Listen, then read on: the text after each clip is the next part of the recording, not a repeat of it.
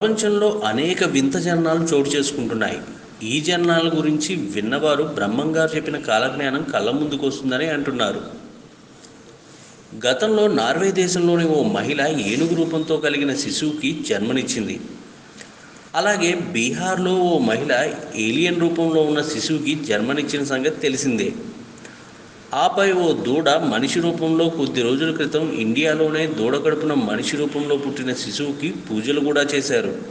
అయితే ఇలాంటి ఘటనే ఇప్పుడు సౌత్ ఆఫ్రికాలోని తూర్పు ప్రావిన్సీలో ఓ అటవీ ప్రాంతంలో జరిగింది. ఓ గొర్రె కడుపున మనిషి రూపంలో ఉన్న శిశువు జన్మించింది. ఈ వింత శిశువుకి చేతులు, కాళ్లకు గోర్లు ఉన్నాయి.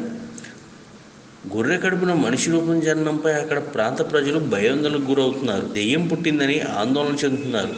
అయితే డాక్టర్లు మాత్రం దీన్ని కొట్టిపారేస్తున్నారు. కేవలం కొన్ని జన్యులోపాల వల్లనే గొర్రె పుట్టిందని చెప్తున్నారు. గొర్రె గర్భసంచిలో ఉన్నప్పుడు రకరకాల చర్యల వలన ఇలాంటి జననాలు కలుగుతున్నాయని వివరించారు. ఈ శిశువు ఎలాంటి లోపంతో జన్మించాడో కనుగొనడానికి పరీక్షలు జరుపుతున్నట్లు చెప్పారు.